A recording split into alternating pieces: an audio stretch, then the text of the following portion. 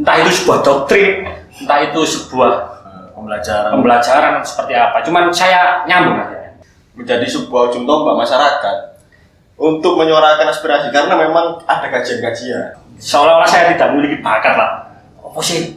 Aku dengan kayak musik olahraga, opus, apa sih jane? Gak ngerti ya lo. Jadi maksudnya akademik dan juga pengabdian itu menjadi sesuatu yang harus balance memang. Yo lumayan sih. Lumayan jancuk sih. Misalkan gue ning kampus gak saya lur cangkruk ngopi, soalnya serawung itu bener-bener metode yang paling efektif menurutku ya. Serawung itu bener-bener metode efektif untuk membangun pemikiran-pemikiran yang di luar kapasitas kalian saat ini. Tak rasa mahasiswa pada dekade ini mereka gagal. Oke, setelah bahas isu ya, pengalaman kita, pengalaman project dan juga saya waktu itu di tahun 2019 itu pengalaman sih nggak akan terlupakan sampai mungkin saya nanti di hari tua ya. Memang itu satu gerakan semua. Jancuk. Mungkin bahas sih cek sing benar-benar perjalanan ketika ente menjadi ketua BEM fakultas waktu itu. Nah, perjalanan ente piye? Kok maba langsung ikut satu organisasi dan itu terrekotin langsung naik terus. Bahkan saya menjadi seorang ketua. Nah, itu perjalanan ente kayak apa? Dari bukti muncul sini ente piye? Jadi ini lah. Ya ini harus sekedar cerita ya. Cerita mungkin pengalaman pribadiku. Sekali lagi tidak menggurui. Ini hanya sekedar cerita pengalaman pribadiku soal pengalaman ke organisasi yang kurang kampus lah. Mulai dari awal aku ikut organisasi ekstra kampus, lalu aku mencoba berkecimpung di organisasi intra kampus. Saya belajar mulai dari AMG di intra, di himpunan mahasiswa IMA. Awalnya AMG di IMA. Waktu itu pada saat semester 2 saya nyobalah, saya pengen terlibat dalam kegiatan-kegiatan organisasi di internal kampus. Saya waktu itu daftar IMA dan mahasiswa jurusan lah kayak belajar di IMA. Di tahun pertama saya menjadi pengurus magang, di tahun kedua saya menjadi magang, ada magang. Ya bukan magang sih, istilahnya kalau saya sebagai anggota lah. Hanya sekitar anggota karena tahun pertama. Lalu di tahun kedua saya masih belajar di IMA. Pada saat itu saya menjadi Wakahima. Di situ saya mencoba belajar lebih dalam. Awalnya saya di IMA hanya sekedar pengen terlibat, tapi ternyata enggak asik ketika menjadi anggota. Ya ini jujur ya, fair-fairan aja. Ketika jadi anggota seolah-olah kita hanya sekedar jadikan budak. Kurang lah. Kak budak sih. Babu. Ya kalau dia seperti itulah. Kita hanya sekedar bekerja. Rapat bekerja. Jodes terus ya. Ngopi. Kudu shopping dengan ngopi tapi karo. Astaga jo. Ya seperti itulah. Pada saat menjadi anggota yang tak rasakan seperti itu. Pada akhirnya aku roto-roto kendu. Sempat apa itu wirasa apa ya? Lah aku siapa nang gini iki. Kok semangat aku kok ngenangin nih. Lalu pada saat itu saya berkesempatan diamanai menjadi Wakahima di tahun kedua. Nah, di situ saya pikir-pikir lagi, ternyata kalau nggak ada anggota gak cuma organisasi. Jadi yang tak simpulkan di awal tadi bahwasanya menjadi anggota itu membosankan dan hanya sekedar menjadi budak. Enggak lah ternyata. Enggak. Di situ kita mendapatkan banyak pengalaman juga. Kalau kita nggak berawal dari anggota, kita nggak bakal tahu siapa sistematisnya kan. Betul. Maksudnya di lapangan nggak ya? Di lapangan nggak tahu. Jadi ketika kita tiba-tiba naik menjadi pimpinan, kita nggak akan merasakan bagaimana siapa yang anggota gitu ya. Dan itu menjadi bekal pada saat saya di tahun kedua naik menjadi Wakahima. Itu menjadi bekal bagaimana saya mencoba untuk mengorganisir teman-teman di internal organisasi himpunan, membuat mereka senyaman mungkin, semenarik mungkin sehingga mereka tidak bosan. Istilahnya ngomong anggota. Ben kerjanya apik, nyaman. Karena pada saat rasakan menjadi anggota, ketika kita hanya sekedar disuruh kerja, coba apa sih kau? Wis gak dibayar, malah urunan, ngopi butuh duit, tenaga, pikiran. Wis karuan. Dan akhirnya saya waktu itu memang benar-benar gendut, dan ketika saya sudah naik diberi amanah menjadi wakahima, saya mencoba untuk memahami teman-teman yang ada di bawah, dalam struktural ya, anggota maksudnya. Saya mencoba untuk lebih mengayomi, lebih memahami bagaimana sih. Jangan sampai merasakan sama ketika kayak gitu. itu menjadi anggota. Ya itu awal perjalanan saya. Selanjutnya saya pasca wakahima. Di situ saya mengalami banyak dinamika lah. Saya mengalami banyak dinamika dalam perjalanannya, mulai dari anggota wakahima sampai pada titik itu. Saya merasa jenuh. Ternyata organisasi ini soro. Kenapa? Mesti dengan ambisi awal sing mesti bagi aku terus belajar. Apa memang waktu itu mentok? Mesti mentok dalam artian ketoke gak mampu. Iya. Kopi. Sebenarnya karena banyak dinamika itu ya. Akhirnya depresi terus. Di dalam organisasi tentu banyak sekali dinamika, bukan hanya sekedar organisasi. Kita berkehidupan aja banyak dinamika ya. Karo konco, karo keluarga. Tapi gak bosan kehidupan, Baurat lur. Ya, bisa lah. Iya. Hanya sekedar kita pusing berdinamika, mengalami banyak tekanan. Pasti kan naik turun toh. Mood itu mesti naik turun ya. Saya jenuh lah. Saya coba untuk memutuskan rehat. Menarik diri dari organisasi. Tapi saya ketika memutuskan itu kan sudah ada fase pencalonan baru. Oh iya. Periode selanjutnya. Jadi saya sudah memutuskan saya ingin berhenti untuk berorganisasi di kampus. Tapi takdir berkata lain. Okay. Ya kalau ngomong soal takdir berat lah. Iya lah. Kadang kita merencanakan sesuatu tapi hasilnya nggak sesuai. Itu wajar lah. Takdir berkata lain, akhirnya muncul naik lagi kan itu kan gimana? Pada akhirnya itu, cuman prosesnya panjang itu mereka. Dinamikanya itu benar. Jadi apa sih sebenarnya yang ada di organisasi dinamikanya itu seperti apa? Yang pertama itu soal karakter, men. Karakter dari tiap-tiap orang, entah itu dari teman-teman lingkungan kita, bisa sama BPH BPH lalu sama anggota himpunan dan sebagainya. Bagaimana kita memahami karakter mereka, lalu kita menerima karakter mereka itu yang susah. Apalagi maksudnya sebagai mesti kini sih bertugas untuk menyesuaikan karakter, bukan mereka sih menyesuaikan, tapi kini kita yang menyesuaikan karakter. Hanya saja kadang ego mereka luar biasa. Idealis kan mahasiswa sama-sama idealis, bro. Iya, benar. Mereka punya sama-sama pemikirannya berbeda dan lain sebagainya.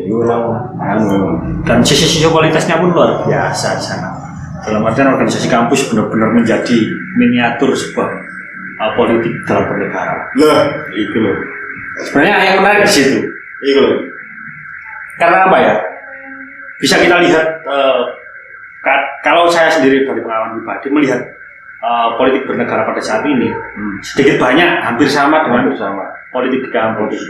Ya kita makanya kita biasa sebut miniatur negara, kelas kampus. Miniatur berpolitik. Mungkin juga sebutan dalam tatarannya ada presiden mahasiswa, ada gubernur mahasiswa, lalu ada ketua himpunan yang biasa juga disebut bupati atau dan sebagainya. Pemilihannya pun kan mesti coblosan ya. Iya, demokratis.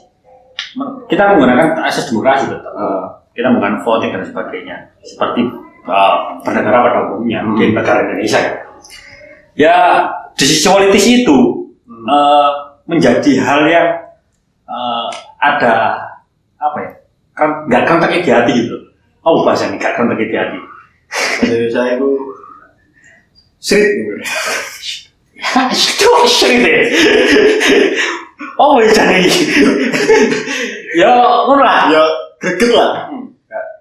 Dalam hal ini dalam berpolitik memang benar-benar ada poin-poin yang harus kita relakan terkait dengan idealis kita. Maksudnya menyoal berpolitik lah. Kita harus merelakan berapa hati nurani kita untuk mencapai tujuan kita. Tujuan bersama. Ya kita bersama. Iya. Soalnya memang pandangan setiap orang individu kan berbeda-beda dan kita memiliki idealis masing-masing. Jadi ya misalkan berpolitik kan maksudnya kudu menyelesaikan pandangan sih ya. Jadi ketika ada dua hal yang berbeda ya itu sangat wajar sih memang karena memang pandangan ini berbeda-beda. Tapi misalnya itu maksudnya pemilihan dan lain sebagainya sampai akhir jadi mungkin isu lah tidak. Ya sedikit banyak lah. Iya, sedikit banyak kita ulas. Mungkin bukan beras punguri lagi. Iya. Kita hanya sekedar berbagi pengalaman yang lucu pada saat itu. Saya kira lucu. Hal itu tak sekarang saya pikir. Ketika mulai bahkan kok ternyata lucu. Kok ternyata saya merasa dibodohi. Gak dibodohi juga sih. Kok aku terkesan bodoh banget. Kalian. Ya memang seperti itulah. Membodohi dan dibodohi dalam berpolitik itu sudah biasa. Karena kita membodohi sebenarnya cara menghibur. Menghiburi kok. Kontak ngibuli. Ngono jare arek sing ngibuli aku. Ya ngono iku lah. Dalam berpolitik kita kadang dibully dan menghiburi. Itu sudah hal yang biasa. Dan dalam perjalanannya pada saat itu ketika saya sudah memutuskan untuk vakum dari organisasi kampus, ternyata ada jalan yang mungkin ya menarik hasrat kita kembali. Bukan menarik hasrat kembali, memaksa kita untuk kembali karena ini adalah suara rakyat. Suara rakyat. Kalau arek main gak konler. Iya, kan arek main sekali. Kan bukan yang ngono, Bro. Dalam perjalanannya lagi-lagi ketika saya sudah memutuskan tadi lalu ada sesuatu yang memaksa saya untuk kembali, saya benar-benar nggak bisa nolak waktu itu nggak bisa nolak karena mungkin ada beberapa hal yang tidak bisa disebutkan ya, urusan internal dan sebagainya. Pada saat itu saya diputuskan dan diamanai oleh teman-teman yang mempercayai saya untuk maju sebagai ketua BEM fakultas. Kalau di kampus saya Dewan mahasiswa. Dewan eksekutif mahasiswa. Setara BEM lah ya. BEM fakultas. Saya diamani teman-teman dan saya benar-benar nggak bisa nolak dengan beberapa alasan yang bisa disebutkan. Di situ saya akhirnya tetap mencoba untuk menarik diri. Ternyata saya mentok nggak bisa nolak. Mantap. Berbagai alasan itu ternyata nggak bisa melunturkan mereka. Nggak bisa. Dan benar-benar itu menjadi dilematis buat saya lah. Iya. Karena saya sudah setelahnya mendedikasikan diri untuk leha-leha, rebahan, ngopi, tapi ternyata masih dipaksa, ditakdirkan. Ya ngomong takdir memang lah, benar gitu. Dan dalam perjalanannya itu pun lagi-lagi kita ditemui oleh dinamika-dinamika yang tak terduga dalam perjalanan menuju pemilihan ketua BEM. Ketika saya sudah memutuskan untuk mengambil itu. Oke wis, aku bakal maju ketua BEM. Betul. Karena memang ya wis kepentok. Ada berapa calon betul ya? Ada dua calon. Saya dan satu lawan.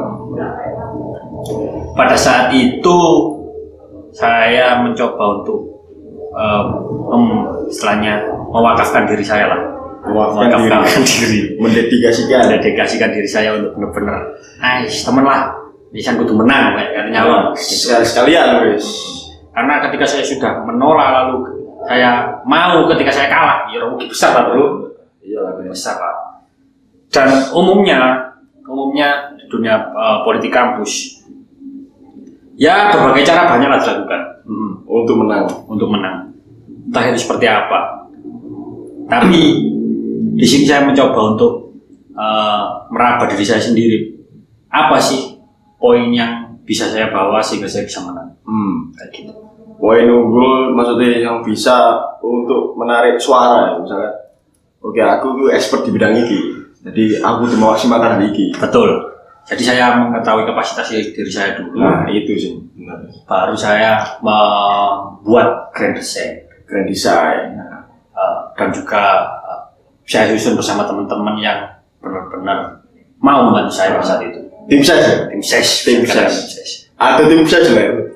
Pemilihan ketua, wakil ketua di bidang, maksudnya di taraf HIMA, BEM fakultas sampai BEM UNIF, itu benar-benar seperti kita berpolitik di negara ini. Jadi ada tim ses, jadi ada maksudnya itu yang mengetahui strategi untuk kampanye. Ada kampanye nggak sih ya? Ada kampanye sama ada KPU dan sebagainya. Panitia pemilihan itu benar-benar seperti miniatur ketika kita berpolitik di negara ini. Betul, itu sih. Terus akhirnya waktu itu oke lah, ada dinamika ketika menuju untuk pemilihan di hari H, menuju hari H pemilihan. Nah, ketika menang ini tanggapan NTB ya, maksudnya akankah muncul menang rek ternyata iso gak ya bahkan sebelum nyalon pun aku berpikir kayak gitu lah. Ketika aku disuruh diamanai teman-teman lah yang menurut saya yang nyalon, saya berpikir emang aku iso tak. Tapi pada saat setelah selesai saya memutuskan untuk berani maju, tentu saya udah buang jauh lah bukan kayak gitu. Ketika saya berani maju, berarti saya berani untuk memimpin kan, kayak gitu. Konsekuensi ini ya diterima dengan kapasitas mampu saya tentunya. Ketika teman-teman sudah mengamanai, tentu teman-teman sudah tahu kan kapasitas saya seperti apa. Dan pada saat saya diumumkan menjadi pemenang pada saat itu, ya saya fine aja, biasa-biasa aja. Ya wis mari ki yo kerja. Tapi kan maksudku kan menang itu menjadi suatu tanggung jawab yang besar ya waktu itu. Maksudnya kita berhasil menang, langkah selanjutnya berarti kita harus bekerja sesuai dengan kondisi yang telah kita bangun bersama waktu itu. Nah, terus kan muncullah pilihan-pilihan, maksudnya itu siapa yang bakal membantu kita dalam menjalankan tugas selama 1 tahun. Nah, itu ente waktu itu memilih orang atau memilih orang. Nah, ini lagi-lagi soal karakter, membaca karakter orang. Itu mungkin ada kriteria yang piye waktu itu. Ketika memilih kok, oke, aku ketua. Kamu ini kerja dewe kan, mesti duwe nek nang itu kapal departemen waktu itu. Nek nang ente piye waktu itu? Hampir sama lah. Kita sebenarnya kaget dan juga sekdet. Kaget dan juga kapal departemen jadi kapal departemen. Lalu BPH. Itu dipilih ketua atau apa ada pilihan mana? Jadi gini pada saat itu untuk BPH dan juga kadep sekdet kita punya tim formatur dari tim ses. Tim formatur dari tim ses. Dari tim ses yang saya miliki itu menjadi salah satu tim penyokong saya dalam melakukan formatur. Kayak gitu. Jadi beberapa orang yang mungkin menjadi pertimbangan saya untuk masuk menjadi BPH maupun kadep sekdet akan dipertimbangkan lagi oleh teman-teman tim formatur. Kayak gitu. Jadi melalui beberapa lintasan lah, bro. Semata-mata punya pandangan langsung dikaji di rembuk lagi kayak gitu. Tapi ya gimana ya? Sesuai karakter waktu itu. Maksudnya ya mungkin ada beberapa yang miss dalam hal ini. Teman-teman yang ada di posisi kadep sekdet itu tidak sesuai dengan kriteria saya. Karena juga saya nggak bisa semena-mena dengan ibu saya memutuskan A, B, C, D kayak gitu. Karena ada informator juga. Ya tapi itu bukan masalah bagi saya. Masalah yang berarti lah. Berarti karena kita tim formatur juga wajib kan membackup kita sampai selesai kepengurusan. Jadi secara komunikasi pun gak sepenuhnya saya memegang penuh. Dalam hal ini ada BPH. Mesti keputusan itu nggak bulat di ente. Iya betul. Ada BPH ada juga ada tim formatur yang terus membackup saya pada saat itu. Oke. Jadi Marno terus kan ketika itu kebentuk semua, wes terus kerja lah ya kan, kerja. Nah mungkin langsung mikir ya sebenarnya. Suka duka ente lah. Waktu ketika menjabat 1,5 periode, hampir 2 periode, karena memang disandung COVID. Suka duka ente. Ya, apa ada perbedaan ketika sebelum COVID dan sudah COVID itu? Jelas ada, jelas ada. Dan untuk suka duka ya, kalau sukanya ya banyak lah bro, digandeng apa-apa. Wush, Roji kelas Roji Anwar digandeng apa-apa. Cuk, BCC, Mas Raji. Alah biar. Enggak bro. Dalam hal ini yang pertama pasti kita mendapatkan pengalaman yang luar biasa bro. Kita mendapatkan pengalaman yang luar biasa, kita bertemu dengan orang-orang yang luar biasa. Dalam hal ini kita membawa embel-embel ketua Dema, ketua BEM. Kita bisa membawa embel-embel itu di mana saja. Ketika bertemu dengan birokrasi fakultas, ketika bertemu dengan birokrasi kampus, terus juga harus melekat terus. Bahwasanya saya adalah representasi mahasiswa yang saya bawa ya. Lalu juga mungkin bertemu dengan kawan-kawan lainnya dari kampus sebelah dan sebagainya. Itu menjadi sebuah achievement. Iyalah, bisa dikatakan achievement. Cuman juga menjadi sebuah beban bro di situ.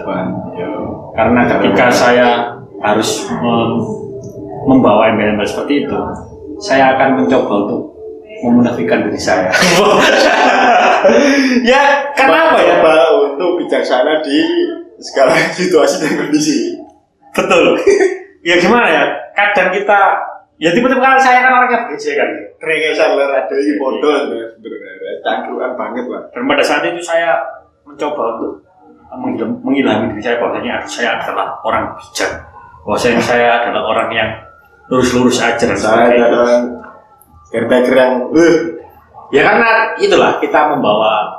Tapi emang harusnya gitu lah ya. Maksudnya haruslah menempatkan diri di mana kita berada ya. Sebagai representasi lah. Iya. Cuman ya saya itu berlawanan dengan tuntutan saya bro. Waktu itu. Dan sampai sekarang pun saya masih. Kalau saya melihat kelas balik saya pada saat itu, goblok aku cowok lapor begini. Makanya saat ini saya pakai kaos ini. Stop being fake in reality. Estelmania. CM. Ya, saya mencoba untuk menghilangkan hal-hal yang membuat saya munafik lah. Saya menghindari itu. Karena saya lihat ketika saya menjadi orang munafik itu lucu bro. Bukan menjadi diri sendiri. Bukan menjadi diri sendiri. Itu sebuah kelucuan bagi orang-orang yang memiliki sentimen terhadap apa ya? Lebih ke arah ingin mencapai tujuan itu bro. Ambisius. Nah, iya. Untuk orang-orang ambisius itu sudah lumrah bagi mereka. Tapi bagi saya itu menjadi hal yang sangat menjijikkan. Iya, bertolak belakang lah. Melawan apa hati sendiri. Melawan hati nurani. Karena emang. Jadi gak kok ngincuk. Cok, aku jare sok isu lho. Aku mosok kudu assalamualaikum, nggih monggo. Siap, Dek. Ya. Astaga, Cuk. Itu salah satu dukanya. Maksudnya itu salah satu polemik lah di dalam diri Arozi waktu itu. Pada saat itu. Tapi sukanya juga banyak luar biasa lah. Ketika saya bisa mengorganisir anggota-anggota saya dengan luar biasa, lalu menyukseskan beberapa kegiatan, itu menjadi sebuah kepuasan saya untuk saya sendiri, pencapaian lah bro, pencapaian. Karena apa ya? Ketika kita mencoba untuk unjuk gigi terkait dengan passion yang saya miliki ya, karena tentunya saya mengusung grand design dan juga konsep-konsep kegiatan sesuai dengan passion saya kan. Ketika itu sukses, itu menjadi sebuah hal yang konjok, kayak gitulah. Ya puas banget dari soalnya kan perjuangan untuk mensukseskan itu bukan satu hasil main-main. Di situ wis tertuang kabeh termasuk pikiran, ada satu banyak hal yang dikorbankan lah. Wis pasti gitu. So memang acara-acara kampus, acara-acara itu benar-benar nah aku ngarani sih mandiri lah. Aku bilang sih mandiri soalnya konsep termasuk penyusunan dana, galang dana dan lain sebagainya, cara mencari dana. Wih itu mati-matian asli. Matian lah. Karena memang kita minim lah untuk anggaran dan sebagainya. Dan untuk acara itu dana, wih. Ya ibaratnya kita, lah bro, anggaran kita hanya sebesar gelas ini tapi acara yang kita susun sebesar black kerupuk rengginang tuh. Ya aslinya nggak mau ada, cuma kita coba untuk memekarkan lah, kayak gitu. Stres itu menjadi sebuah tantangan, lagi-lagi tantangan. Tapi ketika berhasil, sukses acara dan jadi wih puas banget tuh, puas banget. Sebuah pencapaian lah bagi teman-teman. Ya karena itu sebuah kerja kelompok ya. Akhirnya kita juga menikmati bersama. Berhasilan, menikmati bersama. Ketika ada kendala ya dibunuh bersama tuh, ngajak nongkrong aja. Ya di sisi lain soal berjalannya organisasi tentu tak lepas dari dinamika di dalamnya. Jadi pada saat berjalannya kepengurusan pun seringkali saya ditabrakkan dengan hal-hal yang mungkin membuat saya bingung. Entah itu hanya sekedar masukan, keputusan dan sebagainya yang berlawanan dengan keputusan saya. Itu menjadi sebenarnya rotok piye ngono ya. Sebenarnya saya harus memilih seperti apa. Itu PR-nya buat pemimpin sebenarnya. Iya. Bagaimana? Soalnya keputusan kembali lagi ke pemimpin kayak gitu. Cuman kan banyak cara lah dalam manajemen organisasi itu banyak cara untuk mengatasinya. Cuman karakter pribadi itu sangat mempengaruhi. Ya. Karakter pribadi sangat mempengaruhi. Soalnya memang banyak kepala, banyak hati. Jadi kita nggak perlu soal menyampaikan pemikiran, tapi kita juga gimana cara kita untuk tidak menyakiti hati orang lain juga. Soalnya memang dinamikanya benar-benar ngeri banget ya di resim mahasiswa ya. Mungkin itu ya lebih ngeri dalam bernegara kayaknya. Ya sama aja lah, hampir sama. Mungkin di fase selanjutnya bakal lebih asing seperti itu. Bakal lebih keras, lebih ngeri dan lebih menjijikan. Karena orang-orang munafik untuk berambisi itu fake, asli benar menjijikan.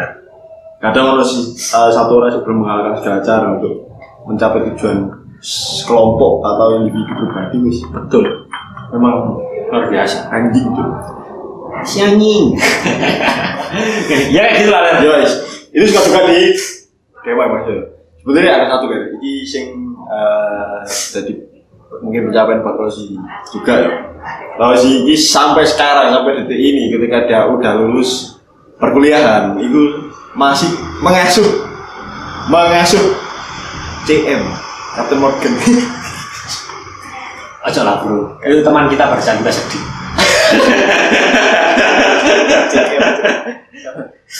CM Castlevania. Nah ini satu alma mater lah. Jadi aku Rosi, Ami kemarin, Rifan dan teman-teman di sini kita memang disatukan soal amater yang sama, Castle. Jadi sampai sekarang iya ya, masih anu lah istilahnya masuk. Kalau bahasanya pelatih. Iya, karena pada saat ini Castlevania sudah menjadi ekstra-kurikuler resmi. Waktu itu kita hanya sebatas tim kuda dulu. Tapi masih banyak sebenarnya yang perlu dibahas soal bagaimana karakter orang-orang di organisasi yang mahasiswa. Karena apa ya? Untuk teman-teman yang mau berkecimpung di dalam organisasi gerakan mahasiswa, kalian juga harus benar-benar siap mental, bro. Harus siap mental, siap mental baja lah kita lihat. Harus siap hati, siap pikiran dan sebagainya. Karena itu volunteer soalnya. Ya. Iya lah, maksudnya duduk satu dibayar loh. Dan kita harus mendedikasikan diri kita sepenuhnya. Belum lagi kalau kita sudah merasa seperti itu, lalu juga kita ditabrakan dengan hal-hal yang kita inginkan, bertemu dengan karakter-karakter orang yang kita inginkan, luar biasa tantangannya. Iya. Kalau kita itu masalah karakter. Iya lah, jelas.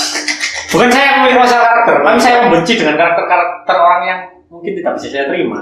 Saya benar-benar benci, anjing. Ya karena apa ya? Yo, itu mah guys. Tapi emang nggak bisa dinafikan lah, dalam berpolitik memang perlu ada orang seperti itu. Bukan perlu sih, pasti ada. Pasti ada. Dan nggak bisa dihindarkan. Karena emang dunia politik bahkan semua kan bebas.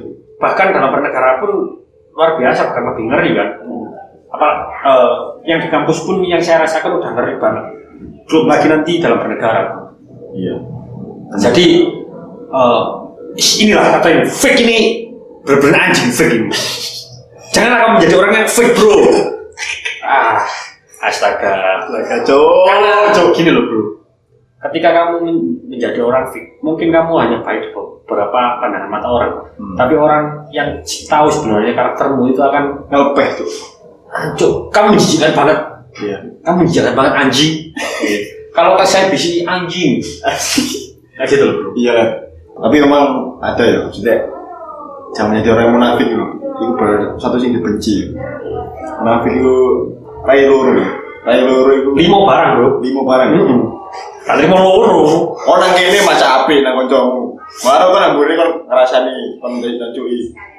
Nah aku tak rasani nang ngarepku, Cuk. Apa? Aku gak wani gila. Gak bro, bukan gak wani. Karena ya kita menyesuaikan aja lah. Soal mental tadi ya. Ketika kamu bertemu orang seperti itu, ketika kamu mentalmu fine aja, kamu bakal biasa aja lah. Tapi ketika kamu mentalmu sekedar hanya pengalaman kurang, nggak pernah bertemu orang seperti itu, ya kamu bakal kaget lah. Kaget dan mungkin kamu bisa benar-benar cuk, sopo sih gini gitu. Iya, akhirnya down di organisasi. Betul. Dan itu akan berdampak nang masa depan juga lah. Karena apa?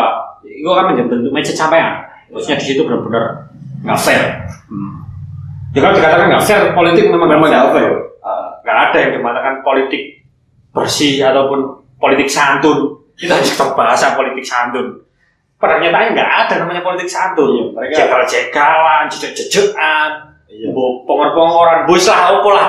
Politik apa-apa. Tapi kita nggak terlepas dari politik ya. Maksudnya dalam kehidupan sehari-hari jelas berpolitik dengan diri kita sendiri loh padahal. Betul. Bahkan ya. Maksudnya sempet nego loh coba maksudnya. Aku kadang sempet ya maksudnya ada keinginan lah misalkan. Selain tak politik ide cok aku tambahan. Iya lah kadang aku tak turun jam 9. Gak wis. Kayak jam 10 deh. Ya. Ini sampai isu gak turun. Ya, itulah kita nggak lepas dalam kehidupan. Dalam kehidupan kita nggak lepas dari politik. Cuman bagaimana kita manage diri kita sendiri. Nggak perlu kita berlebihan dalam urusan politik secara kotor-kotor banget lah.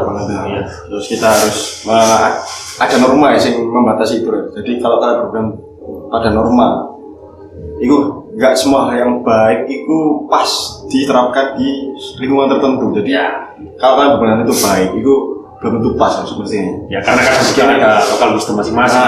Itulah, jadi harus menyesuaikan. Oke, mungkin ya itu sih mesti kehidupan mahasiswa berorganisasi dan berpolitik di lingkup kampus. Mungkin satu sih cek kayak teman-teman yang masih pengen ataupun mau kuliah maupun mau iki pesannya piye organisasi sing piye atau mempersiapkan kayak apa? Sebenarnya simple sih. Dalam kehidupan kalian nanti berorganisasi di kampus, kalau memang sampean benar-benar ingin mewakafkan sampean untuk belajar di organisasi, sampean hanya perlu punya mental, bro. Perlu punya mental. Ketika sampean punya mental, hal apapun akan sampean hadapi. Entah itu dinamikanya seperti apa, entah itu polemiknya seperti apa, entah itu bertentangannya seperti apa dengan sampean. Ya. Mental sampean dan juga keteguhan hati sampean, idealis sampean itu akan menjadi kunci bagaimana jalan sampean selanjutnya. Itu aja. Itu. Mari itu. Mungkin sekian ya, cukup sekian obrolan Joy Kopi bersama Kocek, sahabat sekaligus saudaraku. Sampai bertemu di John Kapi selanjutnya. Bye man. Itu. Amin cok.